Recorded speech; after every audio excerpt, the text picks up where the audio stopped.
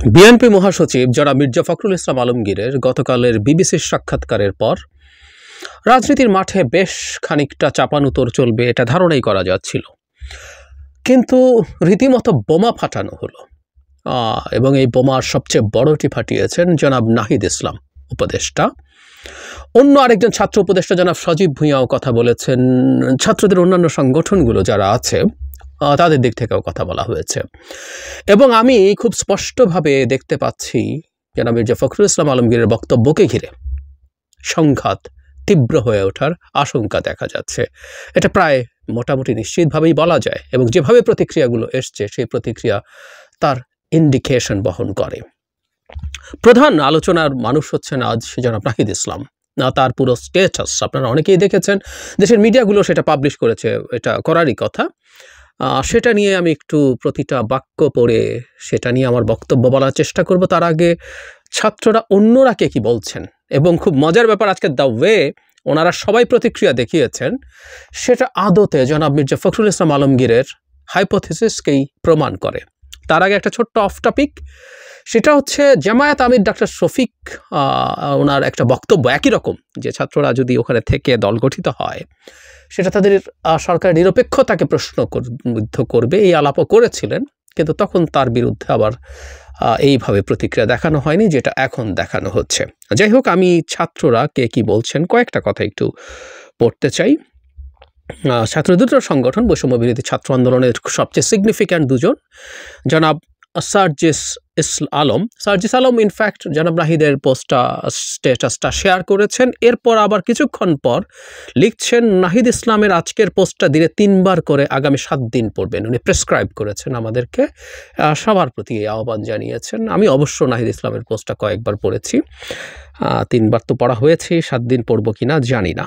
জনাব নাসির উদ্দিন পাটোয়ারি জাতীয় নাগরিক কমিটির আহ্বায়ক, উনি বলছেন, গণ অভ্যুত্থানের অঙ্গীকার ছিল ফ্যাসিবাদী ব্যবস্থা, শাসন ব্যবস্থা সম্পূর্ণ বিলোপ ও একটি গণতান্ত্রিক অংশগ্রহণমূলক রাজনৈতিক বন্দোবস্ত প্রতিষ্ঠা। 3 তারিখের লাখো জনতার সামনে নাহিদ ইসলাম সাহসিকতার সঙ্গে এই ঘোষণা প্রদান করেন। এখন বাস্তবে রূপ দেওয়ার সময় এসছে, গণপরিষদ নির্বাচন ইত্যাদি ইত্যাদি। পরে বলছেন, জনগণের এই ঐতিহাসিক লড়াইয়ে কোনো রাজনৈতিক দল বা গোষ্ঠীর বাধা প্রদান মেনে নেওয়া হবে না। অবশ্যই জনগণই সকল ক্ষমতার উৎস এবং এই অভ্যুত্থানের মাধ্যমে সেই সত্য প্রতিষ্ঠিত। জনাব পাটোয়ারি তিনি অবশ্য সাম্প্রতিক সময়ে জিয়াবাদ মুজিববাদের সাথে মিলিয়ে বিতর্কে এসছেন, সেটা নিয়েও অনেকে কথা বলছেন। উনি মওদুদিবাদ বাদ দিয়েছেন অবশ্য। জনাব হাসনাত আবদুল্লাহ কি বলছেন সেটা নিয়ে একটু কথা বলতে চাই। তিনিও জনাব নাহিদ ইসলামের পোস্টটা শেয়ার করেছেন। তারপরে লিখছেন, যারা আগে আন্দোলনের ডাক দিয়ে মাঠ থেকে সরে যেত তারাই এখন আঁতাতের রাজনীতি, ভারত নির্ভর কূটনীতির মাধ্যমে আওয়ামী লীগের পুনর্বাসন চাচ্ছে। দীর্ঘ 1.5 যুগেরও বেশি সময় কার সাথে কে ব্যবসা করেছে আর গ্রেফতারের পর কে কার জন্য তদবির করছে এই খবর আমাদের কাছে আছে। এটা মোটা দাগে বিএনপিকে ইন্ডিকেট করে বলা হচ্ছে। আমরা বুঝতে পারি, কেউ বলবেন যে বিএনপি গায়ে নেবে কেন না, যাই হোক আমরা অত ধানাই পানাই না করে সহজ কথাই বলি, বিএনপিকে উদ্দেশ্য করেও বলছেন। এবং লাস্টে যে কার কে কী করছে না করছে, আসলে খবর অনেকেরই, অনেক খবর অনেকের কাছে আছে। এই ধরনের চ্যালেঞ্জ, এই ধরনের হুমকি, সেগুলো আসলে আমার কাছে মনে হয় ভালো কিছু না। খবর বেরোতে শুরু করলে অনেক দিকের খবর বেরোবে ফর শিওর। এবার আসছে সবচেয়ে গুরুত্বপূর্ণ দুজন, কারণ এই দুজন সরকারের, এবং এর মধ্যে জনাব নাহিদ ইসলাম তার স্টেটাসটা এই সবাই শেয়ার করছেন এবং এটা অত্যন্ত ডিটেইলড একটা বক্তব্য, সেই বক্তব্য নিয়ে কথা বলবো। তার আগে আরেকজন উপদেষ্টা আসিফ মাহমুদ, উনি বলছেন, সরকারে থেকে রাজনৈতিক দলের সাথে কোনো প্রকার সংশ্লিষ্টতার বিরুদ্ধে আমরাও। উপদেষ্টারা কেউ রাজনীতি করলে সরকার থেকে বের হয়েই করবে। একই সাথে রাজনৈতিক দলেরও সরকারের কাজে হস্তক্ষেপ করা অনুচিত। বিভিন্ন সরকারি সাংবিধানিক গুরুত্বপূর্ণ পদে নিয়োগে তদবির চাপ প্রয়োগ করা অনুচিত, জনাব আসিফ মাহমুদ বলছেন। এবং একই ইঙ্গিত জনাব নাহিদের বক্তব্যতেও আছে। ইনফ্যাক্ট এগুলো নিয়ে কথা বলতে থাকলে তদবিরের প্রশ্নে, নিয়োগের প্রশ্নে এন্তার কথা বেরোবে। যাই হোক, তারা সেটাকে ইন্ডিকেট করছেন এবং আমি জনাব নাহিদের বক্তব্যের পর এই ব্যাপারে খুব ডিটেইলড কথা বলতে চাই। এবার নাহিদের বক্তব্য এবং জনাব নাহিদ সম্পর্কে একটা ইন্ট্রো দিয়ে দেওয়া ভালো। আমি বহুবারই তার কথা বলেছি আমার ভিডিওতে, আমি সরাসরি কথা বলতে পছন্দ করি। তার প্রতি কেউ বলতে পারেন আমার বায়াস আছে, কিন্তু আমি আসলে এই মুভমেন্টের পোস্টার বয় মনে করি তাকে। আমাদের মেইন ফেস, আমাদের 24 সালের প্রধান ফেস জনাব নাহিদ, এবং ভবিষ্যতে তার পলিটিক্যাল ভবিষ্যৎ কী আছে আমি জানি না, তার উজ্জ্বল রাজনৈতিক ভবিষ্যৎ আমি কামনা করি, কিন্তু নাও যদি হয় এই 24-এর এই ইতিহাস মিথ্যে হয়ে যাবে না। এবং উপদেষ্টা হওয়ার পরও উনি রিলেটিভলি তার বয়সের তুলনায় খুবই ম্যাচিউরিটির পরিচয় দিয়েছিলেন। ইট ওয়াজ এক্সেলেন্ট, আমি ব্যক্তিগতভাবে খুবই পছন্দ করি।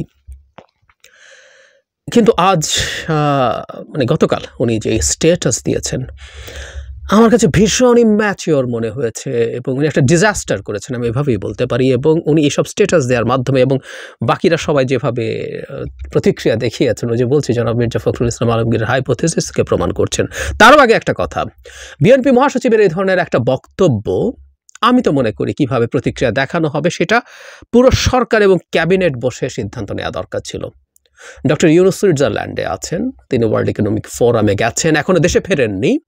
তার আগেই তারা দুজন উপদেষ্টা এভাবে স্ট্যাটাস কেন দিয়ে দিলেন, আমরা এই প্রশ্ন করতে পারি। ওনারা সরকারে আছেন, এটা তাদের বুঝতে হবে। প্রায় একটা কথা বলি, বয়স কম তাই ভুল করতে পারেন, রাষ্ট্রের সরকারের চেয়ারে বসে এই কথাগুলো বলা যায় না, উপদেষ্টা চেয়ারে বসে এই কথাগুলো বলা যায় না, কোনোভাবেই যায় না। তারা নেমেছেন, দেশের ক্ষমতার জায়গায় আছেন, ভবিষ্যতে আর অনেক কিছু হতে পারে, সুতরাং এগুলো মানা যাবে না।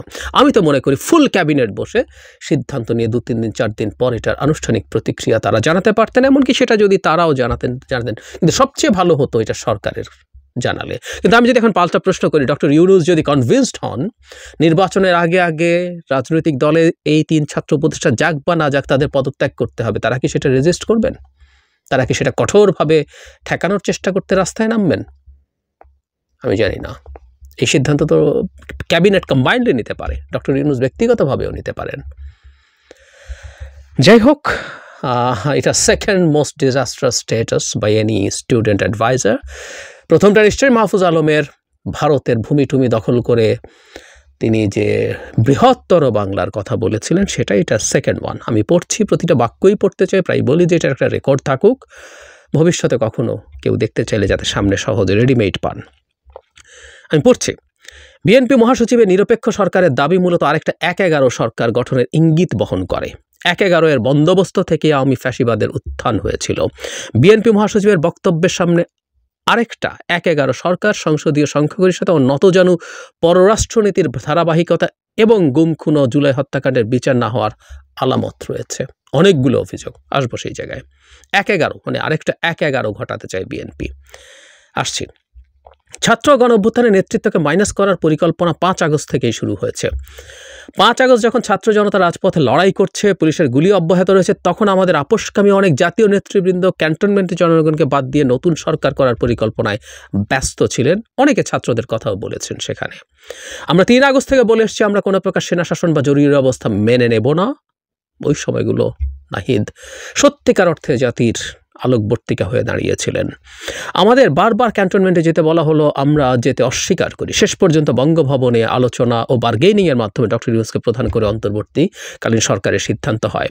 আমরা চেয়েছিলাম ফ্যাসিবাদ বিরোধী রাজনৈতিক দলগুলো নাগরিক সমাজের সমন্বয়ে একটা জাতীয় সরকার হলে ছাত্রদের হয়তো সরকারে আসার প্রয়োজন হতো না, জাতীয় সরকার অনেক দিন স্থায়ী হবে, এই বিবেচনায় বিএনপি জাতীয় সরকারে রাজি হয় নাই। আমি ব্যক্তিগতভাবে মনে করি বিএনপি জাতীয় সরকারে গেলে ভালো হতো, কিন্তু বিএনপির জায়গা থেকে তারা হয়তো ভেবেছেন, যেটা জনাব নাহিদ বলছেন হতে পারে, যে সেই ক্ষেত্রে সরকার দীর্ঘায়িত হতো এবং বিএনপি যেহেতু এককভাবে ক্ষমতায় আসতে পারে এবং তার নেতৃত্বে একটা জাতীয় সরকার করতে চায়, বিএনপি জাতীয় সরকারে গিয়ে ডিলেট করতে চায় নাই। এটা তাদের জায়গা থেকে হয়তো মনে হয়েছে। জনাব নাহিদ যেটা বলছেন এটা সঠিক হতেই পারে। আবারও বলছি, বিএনপি জাতীয় সরকারে গেলে আমি মনে করি সেটা ভালো হতো।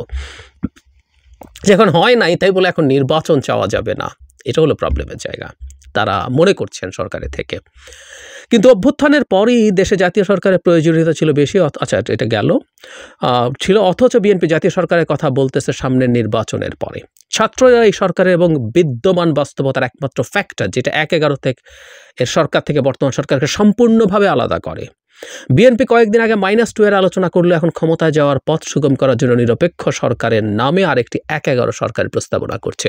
মানে মূল আর্গুমেন্ট হচ্ছে বিএনপি 1-11 এবং তিনি মনে করছেন ছাত্ররা থাকাতেই এই সরকারটা 1-11 সরকারের মতো হয়নি, আদারওয়াইজ এটা 1-11 মতো সরকার হয়ে যেত। আমি আসবো।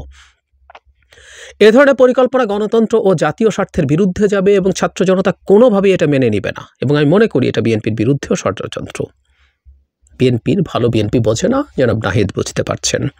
আর এই সরকার জাতীয় সরকার না হলেও সরকারের আন্দোলনের সব পক্ষেরই অংশীদারিত্ব রয়েছে এবং সব পক্ষে নানান সুবিধা ভোগ করছে।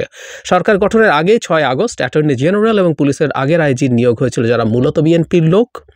এরকম ভাবে সরকারের উপর থেকে নিচ পর্যন্ত নানান স্তরে বিএনপিপন্থী লোকজন রয়েছে। নির্বাচনের নিরপেক্ষতার কথা বললে এই বাস্তবতাও মাথায় রাখতে হবে। আমার কাছে একটা খুব স্পষ্ট কথা আছে, বিএনপির পন্থী যেসব লোক যেখানে যেখানে আছে সরকার নির্বাচনের আগে প্রত্যেককে ফায়ার করুক। বিভিন্ন জায়গায় তদবিরের কথা বলেছেন জনাব আসিফ মাহমুদও। আমরা তাহলে একটা পাল্টা প্রশ্ন করতে পারি, আওয়ামী লীগের সময় দায়িত্ব পালন করা সচিবরা কিছুটা এদিক সেদিক করে প্রায় সবাই এখনো পদে কেন আছে? ওরা তো আওয়ামী পন্থী, ওরা কিভাবে পদে আছে? কেন তাদেরকে পদে রাখা হয়েছিল? দীর্ঘদিন আমরা আলাপ করেছি। শেখ হাসিনার আশীর্বাদ ছাড়া একজন সচিব হতে পেরেছেন, সচিবের দায়িত্ব পেয়েছেন? ডিলটা কি তাদেরকে ক্ষমতায় রাখার জন্য? এসব প্রশ্ন আসবে এবং নির্বাচনের আগে এসব সচিবকেও সরাতে হবে, নাকি এসব সচিব রাখা হয়েছে যাতে নিউট্রাল ধরনের কেউ না আসে? আওয়ামী লীগের সচিব বেশি কথা শুনবে কারণ ও ভয়ে আছে? আমি জানি না, অনেক আলোচনা আছে এবং আমি একমত জনাব নাহিদ বা আসিফের সাথে যে বিএনপির পন্থী যেসব মানুষজনকে মনে করেন যে নির্বাচনের জন্য বাধা হতে পারে তাদের প্রত্যেককে নির্বাচনের আগে সরকার ফায়ার করুক। রাষ্ট্রপতির নির্বাচন সংস্কার, নতুন সংবিধান, জুলাই ঘোষণা সব ইস্যু বিএনপি বিরুদ্ধে অবস্থান নিয়ে আসে। ওইগুলো কোনোটাই ছাত্রদের দলীয় কোনো দাবি ছিল না, কিন্তু দেশের স্থিতিশীলতা, বৃহত্তর স্বার্থ এবং জাতীয় ঐক্য ধরে রাখার জন্য ছাত্ররা বারবার তাদের অবস্থান থেকে সরে এসছে।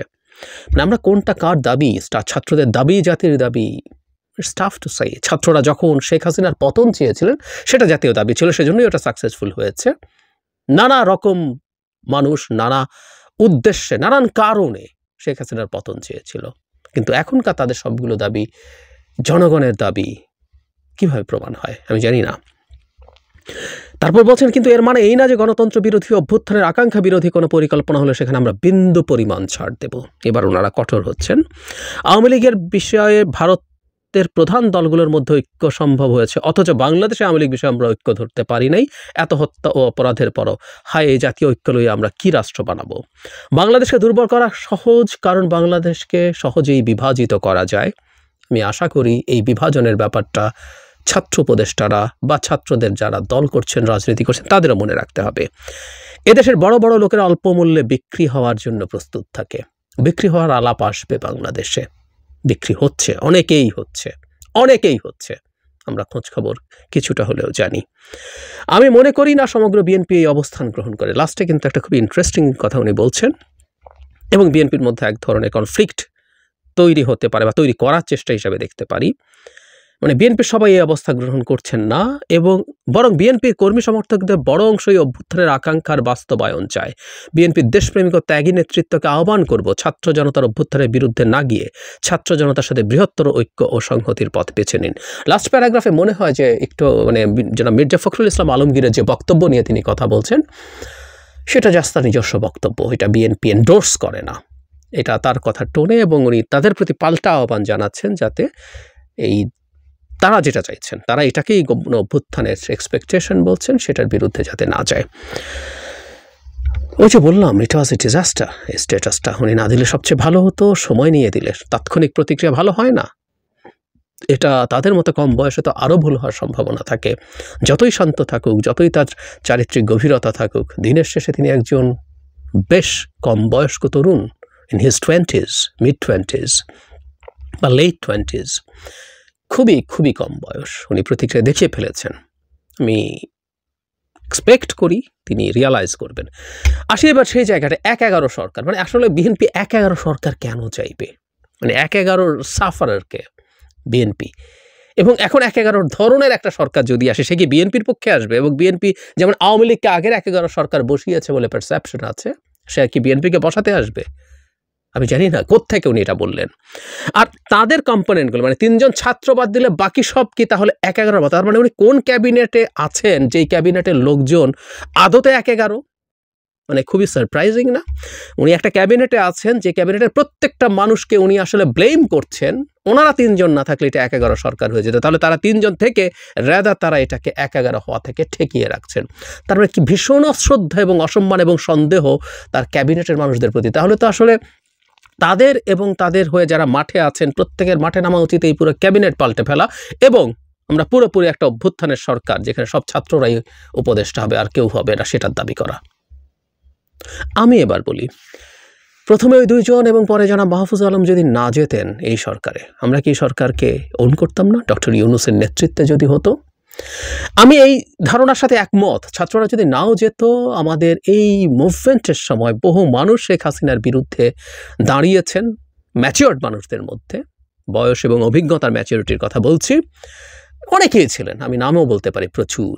আমি তার সরিয়ে রেখেই বলছি তাদেরকে নিয়ে সরকারটা হলে সেটা নিশ্চিতভাবেই ভালো হতো, কোনো সন্দেহ নাই, এবং সেটাকেও করতো। কিন্তু তারপরও ডক্টর ইউনূসের নেতৃত্বে যে সরকারটা দাঁড়িয়েছে সেই সরকারটাকে গণ অভ্যুত্থানের পক্ষের সরকার হিসেবে সবাই অ্যাকসেপ্ট করছে এবং এই 3 ছাত্র উপদেষ্টা না থাকলেও সেটা করত। কিন্তু তারা এই মারাত্মক অপবাদ দিচ্ছেন এবং এক ধরনের স্টিগমা দেয়া, এক ধরনের মানে যে ম্যানুফ্যাকচারিং কনসেন্টে আছে না, যে আপনি একটা থ্রেট দেখান, একটা ভীতি সামনে আনার চেষ্টা করেন। চমস্কিরা বলেছেন যে অনেকভাবে আপনি আপনার সম্মতি উৎপাদন করেন, তার মধ্যে একটা হচ্ছে একটা জুজুর ভয় দেখানো। ফানি ব্যাপার হচ্ছে জনাব ওবায়দুল কাদেরও একই জুজুর ভয় দেখাতেন। আজকে জনাব নাহিদ যেটা দেখাচ্ছেন, কেউ দুটো স্ক্রিনশট পাশাপাশি দিয়ে ফেসবুকে সেটা পোস্টও করছেন। শেষ কথা, আমি জনাব আসিফ যেটা বলছেন সেটা হলো উনি ক্ষমতায় থেকে রাজনীতি করবেন না, রাজনীতি করলে উনি ওখান থেকে নেমে আসবেন। কিন্তু অভিযোগটা ভিন্ন, আই রিপিট, এই পারসেপশন আছে। আজকে এটা আরও প্রমাণিত হলো যেহেতু বৈষম্য বিরোধী ছাত্র আন্দোলন এবং জাতীয় নাগরিক কমিটি তাদের গুরুত্বপূর্ণ নেতারা এটাকে স্ট্যাটাসটাকে শেয়ার করছেন, তার মানে ছাত্রদের সাথে উপদেষ্টাদের যোগাযোগ আছে, তারা রাজনৈতিক দলে যাচ্ছেন কি যাচ্ছেন, এবং এটা আরও পারসেপশন আছে, ইনফরমেশনও আছে। কারণ এই একটা দলের যখন কর্মযজ্ঞ চলতে থাকে তার কিছু তথ্য তো লিকড হয়, যে ছাত্র উপদেষ্টারা দল গঠনের সাথে জড়িত আছেন, সাহায্য করছেন, এটা একটু ভেরিফাইড হতে হবে, কিন্তু এই ধরনের আলাপ বা এই ধরনের ধারণা আছে। সুতরাং এই অবিশ্বাসের জায়গাটাই দূর করা দরকার। তারা ক্ষমতায় থেকে রাজনীতি সরাসরি করবেন না, কিন্তু ক্ষমতায় থেকে তাদের যদি ইনফর্মালিও রাজনীতির সাথে যুক্ত থাকার মতো পরিস্থিতি হয়, অভিযোগ হয়, তাহলে এই আলাপ সামনে আসবেই। জনাব আসিফ এবং জনাব নাহিদ যেহেতু অনেকগুলো মন্ত্রণালয় সামলান, তাদের অধিকের ব্যস্ততা আছে, কিন্তু জনাব মাহফুজ এক্সক্লুসিভলি দলের দেখাশোনা করছেন দল গঠনের ক্ষেত্রে, এই পারসেপশন আছে। সুতরাং সামনে একটা নির্বাচন যখন হতে যাচ্ছে, তারা ফর্মালি দলের পার্ট না হয়েও যদি সরকারে থেকে এই কাজগুলো করেন সেটা প্রবলেম্যাটিক। এবং শুধু এই 3 জন না, আর কাউকেও যদি মনে হয় যে তারা একই ধরনের কাজ করছেন সেটা তো প্রবলেম হবেই। প্রায় একটা কথা নাগরিক কমিটি থেকে বা বৈষম্য বিরোধী ছাত্র দু একজন নেতাকে বলতে শুনেছি, ভিডিও ক্লিপ পাওয়া যায়, টকশোতে গিয়ে বলছেন বিএনপি নিজেই তো কিংস পার্টি, আমরা মানে টোনটা এরকম যে এখানে কিংস পার্টি হলে সমস্যা কি, মেজর সমস্যা আছে। সো-কল্ড দুটো কিংস পার্টি একই না, কেন একই না সেটা নিয়ে আরেকদিন কথা বলবো। এটা একটা দীর্ঘ ভিডিও হয়ে গেল, তাই ওটা নিয়ে আলাদা কথা বলা দরকার আছে, কারণ এই ন্যারেটিভটা তারা মাঠে আনার চেষ্টা করছেন।